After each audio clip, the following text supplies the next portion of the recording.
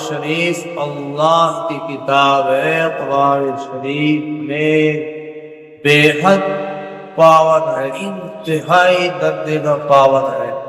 قرآن شریف آخرت کے لیے تو کام آنے کی کتاب ہے ہی، قبر میں بھی، حشر میں بھی، جنت میں بھی، اور اس کے علاوہ دنیا میں بھی قرآن حکیم جو ہے انتہائی فائدہ مند، بابرکت، روحانی، جسمانی، ہر اعتبار سے جو ہے مفید جو ہے کتاب ہے، اللہ کی کتاب ہے، بے حد پاور ہے۔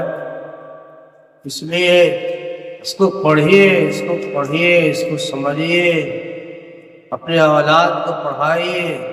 صرف اسکول کی اہمیت کو آپ سمجھتے ہیں، مدارس، مکاتب، مساجد کی اہمیت کو سمجھنے کے لیے تیار نہیں ہے۔ اپنا نقصان کر رہے ہیں، اپنے اولاد کا نقصان کر رہے ہیں۔ اولاد کو جو ہے صحیح قرآن سکھانے کے لیے تیار نہیں ہے۔ جیسے تیسے آپ اللہ کی اولاد پڑھتی ہے اور بیچی میں چھوڑ کر بھاگ جاتی ہے، کثرت سے ناغہ کرتی ہے، وقت پر نہیں آتی ہے، اسکول یونیفارم کے ساتھ، پورے تیاری کے ساتھ، پورے ٹفن کے ساتھ، پورے خرچ کے ساتھ جو ہے اولاد کو اسکول بھیجتے ہیں، اور مدارس اور مساجد، مکاتب کی اہمیت کو سمجھتے نہیں ہیں، پابندی سے پڑھنے کے لیے نہیں بھیجتے ہیں، جس کا انجام یہ ہے کہ دنیا میں بھی ناکام، آخرت میں بھی ناکام۔ بھائی بہت عظیم الشان کتاب ہے، اس لیے اس کی اہمیت کو سمجھیے اور احادیث کی روشنی میں سمجھیے۔ دیکھیے کتاب میں لکھا ہوا ہے کہ حضرت علی کرم اللہ وجہہ سے روایت ہے کہ سب سے بہتر دوا قرآن ہے۔ لیجیے، حضرت علی رضی اللہ عنہ فرما رہے، یہ نہیں فرما رہے کہ قرآن دوا ہے، فرما رہے کہ سب سے بہتر دوا قرآن ہے۔ صرف میڈیکل سے، ڈاکٹر سے، حکیم سے آپ دوا کھاتے ہیں، حدیث میں ہے کہ فرمایا کہ سب سے بہتر دوا قرآن ہے۔ فرماتے ہیں کہ ایک شخص نے نبی کریم صلی اللہ علیہ وسلم سے حلق کے درد کی شکایت، ابھی دوڑ کر ہم دوا لانے جائیں گے، لیکن ایک صحابی نے فرمایا کہ صلی اللہ علیہ وسلم میرے حلق میں درد ہے۔ آپ صلی اللہ علیہ وسلم نے فرمایا کہ قرآن پاک کی تلاوت کو اپنا شیوا بناؤ، یعنی قرآن حکیم کی تلاوت کثرت سے کرنے سے جو ہے حلق کا درد بھی دور ہو جاتا ہے۔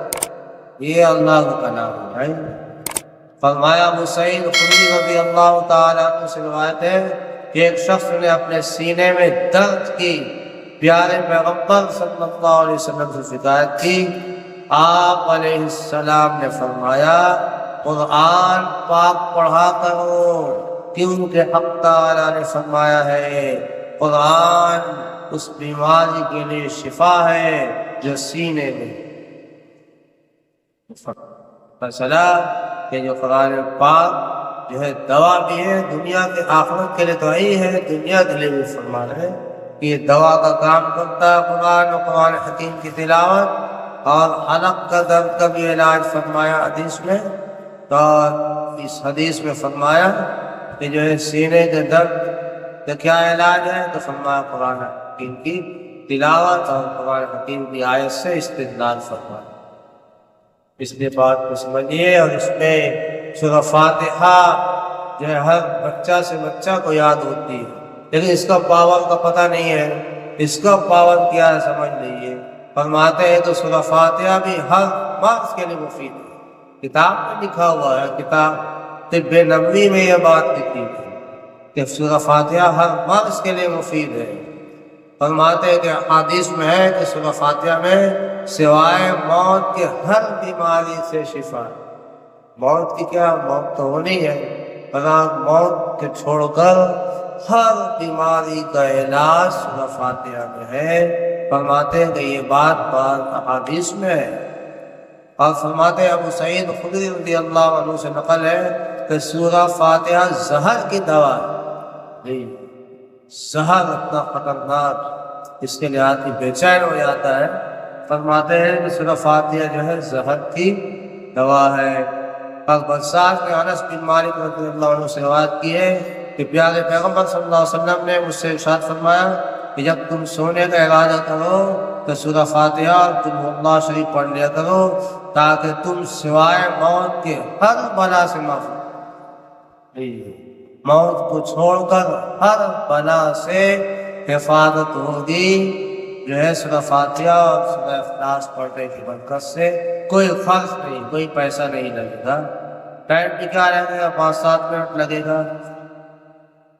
فرمایا کہ جو ہے امام جزری نے اپنی کتاب میں لکھا ہے کہ جس شخص کو جنون ہو جائے، پاگل ہو جائے، تو اس شخص پر 3 دن تک صبح و شام 3 بار سورہ فاتحہ پڑھ کر دم کیا جائے۔ پاگل ہو گیا آدمی، کہیں کوئی اس کا علاج جو ہوتا نہیں صحیح سے، علاج لگانے والے لگاتے بھی ہیں تو پاگل کا پاگل ہی رہتا، ٹھیک ہو گیا تو ہو گیا، عام طور پر ٹھیک نہیں ہوتا ہے۔ لیکن یہاں جو ہے فرمایا کہ جو ہے جنون کا علاج کہ جو ہے 3 دن تک صبح و شام سورہ فاتحہ پڑھ کر دم کیا جائے۔ البتہ جو ہے